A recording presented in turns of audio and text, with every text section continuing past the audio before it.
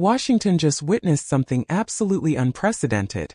47 members of Congress, including a stunning 16 Republicans, have publicly called for the president's immediate resignation. And we're not talking about some carefully worded statement or political posturing here. This is a full-scale revolt triggered by leaked intelligence, so explosive that even Trump's most loyal defenders are running for cover. When sitting Republican committee chairs turn on their own president and demand he leave office, you're watching a political earthquake in real time. Make sure you hit that subscribe button because Capitol Breakdown is bringing you coverage you won't find anywhere else. So what ignited this firestorm? Intelligence documents surfaced showing what appears to be direct presidential interference in active military operations, allegedly tied to campaign objectives. Multiple sources who've seen the classified materials describe orders that effectively held national security decisions hostage until high-ranking military officials agreed to make public political endorsements. This goes far beyond the usual Washington drama or partisan bickering. We're talking about members of the president's own political party standing shoulder to shoulder with the opposition to declare that their leader must step down. And trust me, when you see this level of bipartisan unity against a sitting president, something truly seismic has just happened. We haven't witnessed anything like this breakdown of party loyalty since the final days of Nixon. Let me walk you through how we got here. 4 months, Capitol Hill has been a powder keg. Budget battles, fights over presidential authority, and escalating tensions between the White House and Pentagon brass have been building toward something. But the situation exploded on December 28 when classified intelligence found its way to key congressional oversight committees, revealing what investigators are calling blatant manipulation of Defense Department operations. These leaked documents, dated less than a month ago, allegedly contain direct instructions to hold up vital military approvals until top brass agreed to show up at political rallies and voice support for administration policies. We're not talking about legitimate policy discussions between civilian and military leadership. This was reportedly leveraging America's defense infrastructure for campaign photo ops. Go ahead and slam that like button if you're following along. Now here's where things get real. When Armed Services Committee members accessed these documents in a classified briefing room, sources say the reaction was immediate shock. And let's be clear about something. Presidential resignation demands don't come lightly. They don't happen because of policy disagreements or ideological differences. They happen when elected officials conclude that a president has committed such serious violations that staying in office is no longer an option. According to multiple congressional sources, here's the timeline. December 27, a crisis meeting convened with 47 lawmakers from both parties after they'd reviewed the intelligence. The breakdown was 31 Democrats and 16 Republicans. Insiders report that a senior Republican congressman, who chairs the Foreign Affairs Committee, made a stunning declaration. He told the group that the evidence left no room for interpretation, and that silence would equal complicity in what had occurred. At the same time, the top Democrat on the Armed Services Committee characterized the findings as a fundamental betrayal of constitutional responsibilities that created genuine threats to national security. After 3 intense hours of deliberation, the group emerged with a unified statement demanding the president's resignation, which went public the following day. The actual text of that letter pulls no punches. According to journalists who obtained the full document, the language is remarkably direct for an official congressional communication. It accuses the White House of endangering service members, compromising military effectiveness, and violating the sacred trust that exists between commanders in the field and their civilian leadership. Leave a comment below with your reaction. I want to hear what you're thinking. Here's where the story takes a dramatic turn. Inside that secure facility where the intelligence was reviewed, even lawmakers who've defended this president through every previous scandal reportedly couldn't find a way to justify what they saw. One Republican chairman, known for his unwavering support of the administration, took to the House floor visibly shaken and personally read the resignation demand into the congressional record. That moment crystallized just how serious this has become. Reporters covering the House floor that day described an atmosphere of stunned silence as this veteran congressman, a former military officer himself, struggled to maintain his composure while reading the statement.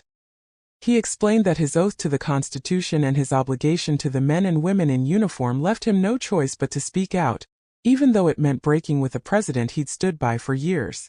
The symbolism was impossible to miss.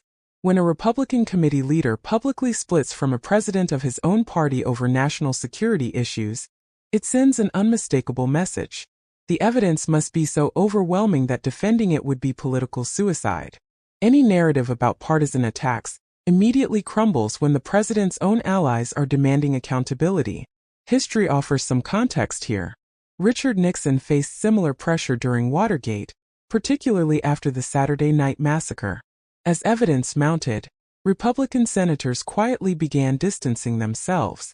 Eventually, senior party leaders made the trek to the White House to deliver the devastating news.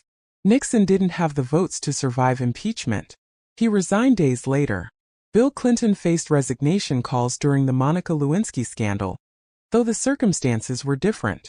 Dozens of lawmakers demanded he step down, but the calls never gained bipartisan traction because most Democrats viewed the scandal as personal misconduct that didn't rise to the level of threatening governance or national security. Clinton survived. More recently, Trump's first impeachment over Ukraine saw some private Republican concern, but public party unity held. Even when evidence suggested problematic conduct, Republicans circled the wagons. The party stayed together. Subscribe right now if you haven't already. This is the analysis that matters. But this situation is fundamentally different. Republicans aren't just expressing private concerns. They're publicly demanding resignation. The pattern throughout American history is clear. When presidents cross lines that threaten national security, even their strongest supporters eventually reach a breaking point. Party loyalty has its limits. So what specifically triggers such an extreme response? Military and constitutional law experts who've been briefed on the documents describe clear violations of the fundamental principles governing civilian control of the military.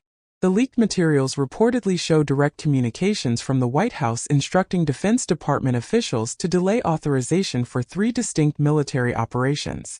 These weren't routine administrative matters.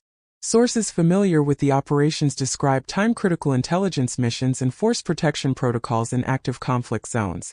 And here's the part that has national security professionals alarmed.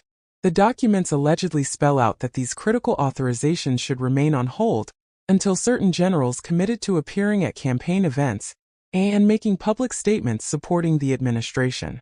This wasn't a legitimate debate about military strategy or defense policy. According to those who've reviewed the evidence, this was using operational delays as leverage to extract political performances from uniformed commanders. Don't click away. The most shocking revelations are still ahead. Here's what should concern every American regardless of politics. This isn't about one memo or one isolated incident. If a president can deliberately stall critical military operations until generals provide campaign endorsements, then national defense has become a bargaining chip in domestic politics. Once that line is crossed, there's no going back. Congressional Republicans now find themselves in an impossible bind. On one side, there's enormous pressure from a base that remains intensely loyal and views any criticism of the president as betrayal. That means defending him no matter what the evidence shows, attacking anyone who leaked the information, and framing the entire situation as a conspiracy by political enemies. On the other side, they're confronted with allegations that their own committee chairman says put American lives in danger for political purposes. They have to explain to military families why critical operations should be delayed so generals can appear at rallies. There's simply no credible way to defend that position. And here's the problem with trying. Either the documents are accurate, which makes the conduct indefensible, or they're fabricated, which would require believing that dozens of lawmakers from both parties, including senior Republicans, are all lying about what they saw in a secure setting. Neither option provides any political cover. Constitutional scholars are calling this a slow-motion constitutional crisis. A prominent law professor from Columbia who previously served in the Justice Department told cable news that if these allegations are accurate, they represent a clear violation of the president's core duties as commander-in-chief. While the Constitution grants presidents broad military authority, that power must serve the national interest, not personal political ambitions. A former U.S. attorney added that the conduct described could potentially violate federal statutes prohibiting the use of government resources and personnel for campaign activities. Deliberately delaying military operations to force political endorsements from generals isn't just an abuse of authority. It could constitute criminal conduct. Hit that like button because it genuinely helps more people see this coverage. Even legal scholars who typically defend expansive presidential powers have expressed alarm. One conservative constitutional law expert acknowledged on national television that while presidents have significant discretion over military matters, weaponizing operational timing for political leverage crosses a fundamental constitutional boundary that should worry Americans across the political spectrum. Let's examine the potential consequences. First, the immediate political impact is undeniable. There's now a formal bipartisan demand for resignation that includes members of the president's own party. While such demands carry no binding legal authority, their symbolic significance is enormous. They provide political cover for other Republicans who've been afraid to speak out. What was previously career-ending criticism has now been legitimized by respected party leaders, potentially triggering a cascade of additional lawmakers finding their voice. Second, this creates a profound crisis in civil-military relations. Active duty service members and veterans are watching civilian leadership allegedly manipulate military operations for campaign purposes. Polling conducted after the story broke found that roughly two-thirds of active duty personnel oppose using operational delays for political objectives. That's a staggering figure for an administration that's consistently portrayed itself as pro-military. Third, the broader electoral implications are significant. This fundamentally reshapes the political landscape. Every Republican candidate will face questions about whether they support a president accused of endangering troops for political gain. Opposition campaign advertisements are already in production, featuring military families asking why their representatives aren't demanding accountability. This creates a wedge issue that transcends typical partisan divisions because supporting the military has traditionally enjoyed bipartisan consensus. Drop your thoughts in the comments. I genuinely want to hear your perspective on this. Beyond the immediate political fallout, this is fundamentally about constitutional principles. The president's role as commander-in-chief is perhaps the most serious responsibility in our system of government. It requires placing national defense above personal interest and ensuring that military decisions are driven by security necessities, not political calculations. If a president can delay critical operations to extract loyalty pledges from generals, the entire concept of civilian control of the military is compromised. The damage to the institution of the presidency itself would be profound and lasting. This scenario has caused panic throughout Republican leadership. Multiple reports indicate emergency conference calls among senior Republicans trying to formulate a unified response. Some argued for attacking the leak itself, claiming classified information should never have been disclosed regardless of content. Others insisted that the substance of the allegations demanded a response. The party is fracturing in real time between those prioritizing loyalty and those prioritizing what they see as constitutional obligations. Meanwhile, the president's core supporters are furious at the Republicans who signed the resignation letter.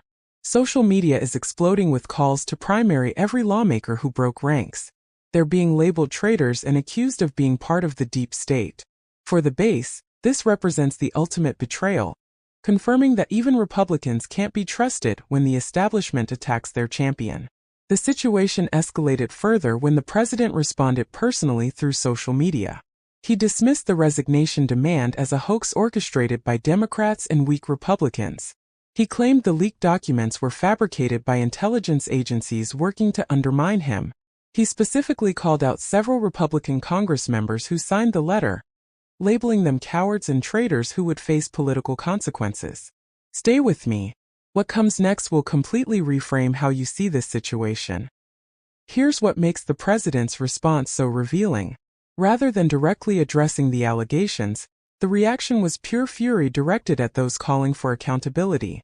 When your defense strategy is attacking the accusers rather than refuting the accusations, you've essentially conceded the argument. Constitutional law experts immediately noted this problem. Attacking members of Congress for exercising oversight responsibilities, while simultaneously claiming the allegations are false, creates an obvious contradiction. If the claims are baseless, why respond with such rage instead of simply presenting exculpatory evidence?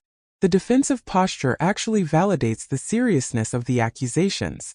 This transcends a single controversy. It's about whether presidents can weaponize national defense for personal political objectives.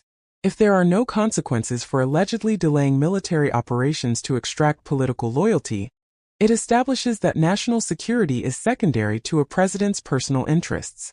This isn't about one administration. It's about whether the office of Commander-in-Chief has any meaningful constraints at all.